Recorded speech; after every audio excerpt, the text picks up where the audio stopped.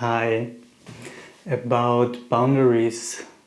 In my opinion, the most important topic to prevent bitterness and build a successful life.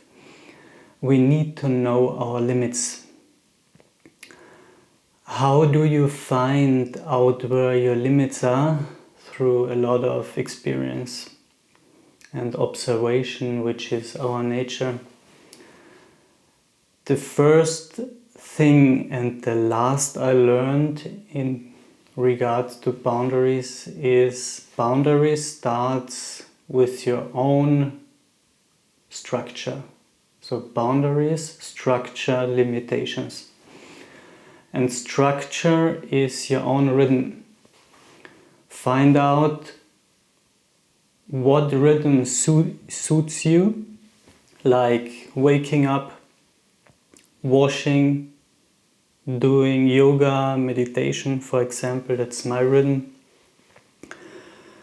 But I have 3 arrows of 4 to the left. I like a lot of structure, and I find when I do not structure my day, I get nothing done, not even the things that nurture me.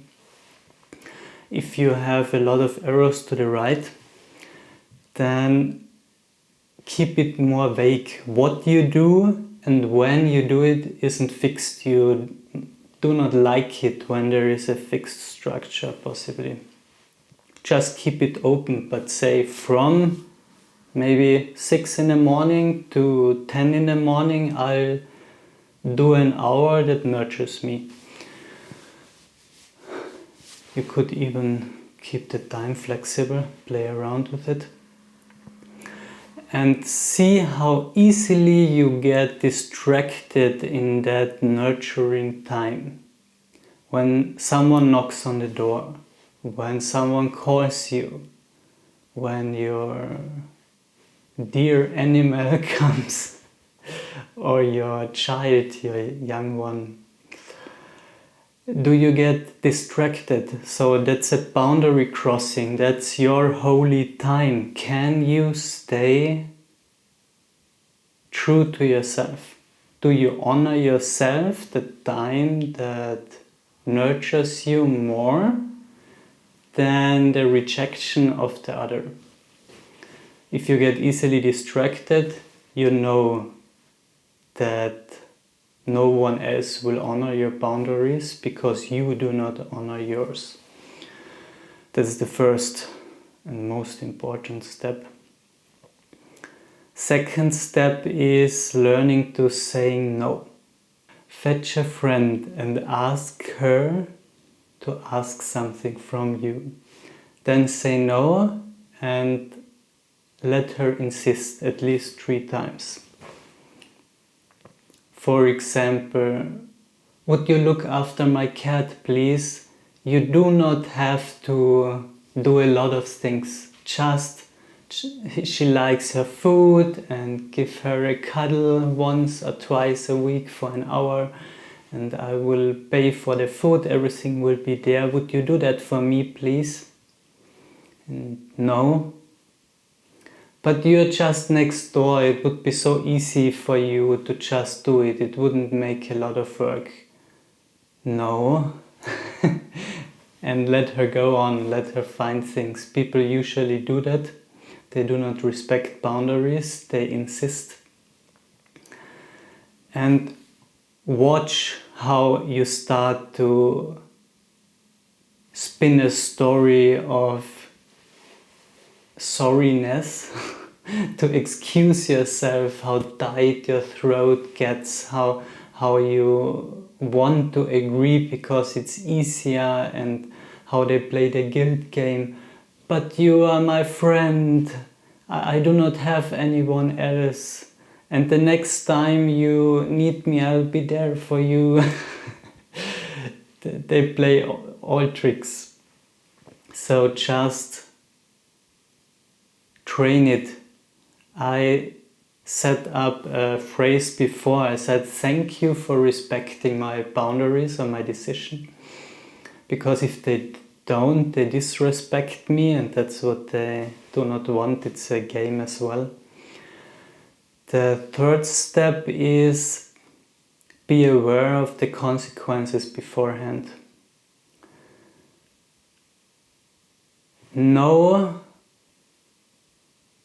that saying yes even when you do not want to, the open will center usually doesn't have the will to fulfill what they say. So you say yes and then you do not have the steam or desire to do so.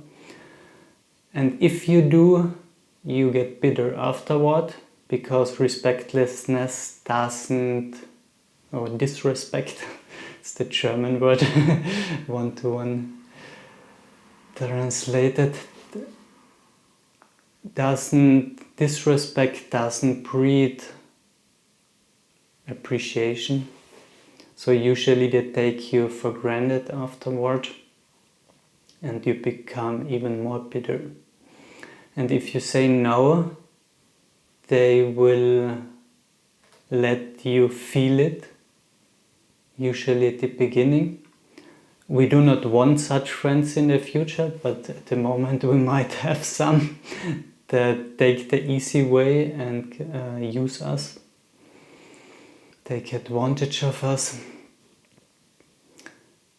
Because we are always there, we have time, so they use us. They are the ones, the generators, that have always a lot to do. So we are like a tool they can take from the shelf and then use it, and then they put it back. You do not say thank you to the tool usually, and that's how we feel afterward, used. So you need to get used to the rejection. If you cannot stand this repulsion, the rejection from the other, you will always comply to their needs, and at the end you will feel used. Back to the consequences. What are the consequences? Yes means bitterness for me, or rejection. No means rejection for me, but peace of mind. And you have to get clear when you say, almost all authorities, maybe splenic not, should say, I'll get back to you when someone asks. Take a break, step back. No matter, even me as a self-projected authority which can make fast decisions, I do not trust my feelings when I'm so immersed in that, most of the time, root center that pushes and wants to drive and do. And they want to suck me in and do something with me because it feels so good that I heighten their energy. And if they do not respect me saying I'll get back to you, then it's an automatic no. And I found that talking isn't as much important as clear body signals. Generators and manifesting generators, in my regard, aren't here, in my view, aren't here to understand, they are here to do. So we are here to understand and we try to explain, but that they don't get it. So they overstep, we explain to them, we talk to them. They seem to understand, but then they do it again and we explain again. And this game always goes on and they still do not get it because they are not here to understand.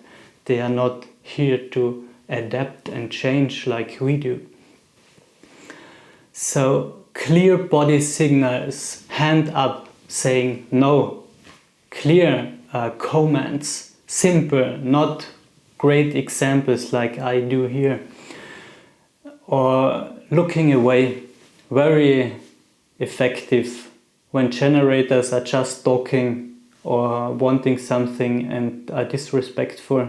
Just walking away, looking away, or say I go now and then step up and go. The energy needs to be there. You do need to want it. And that's something that's hard for us because we feel the rejection, the energy of the other so much stronger than they even do. That's our thing to learn. So, summary. First, get clear of your own rhythm. Implement it. Don't get distracted from it. Don't let anyone disturb you when you do your holy nurturing time. Learn to say no and be aware of your consequences beforehand and what you will do if they disrespect it or overstep it. Hope that helps. Bye.